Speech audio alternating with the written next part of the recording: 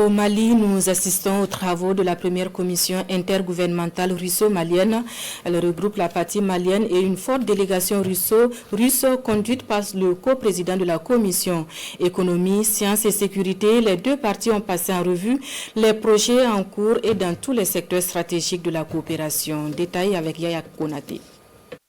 Une atmosphère de retrouvailles fraternelles ce mardi dans la salle de conférence du ministère de l'économie et des finances. D'un côté, la forte délégation russe en visite au Mali avec à sa tête le ministre russe de l'énergie et de l'autre 7 membres du gouvernement malien et leurs proches collaborateurs sous la supervision du ministre de l'économie et des finances. 3 sujets essentiels étaient à l'ordre du jour de la rencontre.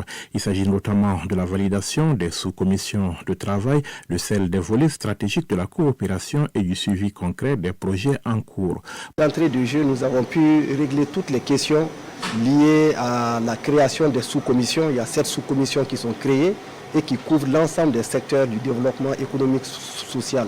En matière de volet stratégique de la coopération et de suivi des projets en cours, l'ensemble des domaines qui ont fait l'objet de signatures de mémorandums ont été passés au peigne fin.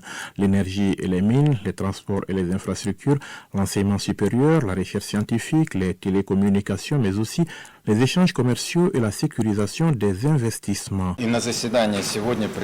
Presque tous les ministres ont été présents au cours de nos discussions aujourd'hui. Cela nous a permis de discuter d'une manière très détaillée les situations dans tous les domaines d'intérêt commun.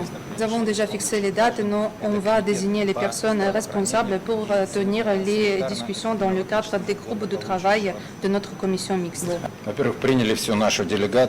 Après plus de 3 heures d'échanges, Maliens et Russes sortent satisfaits d'une rencontre qualifiée d'historique par les deux parties. Un premier pas, certes, mais un pas important dans la nouvelle dynamique d'accélération de la mise en œuvre des nombreux projets en cours conformément à la volonté commune des deux chefs d'État.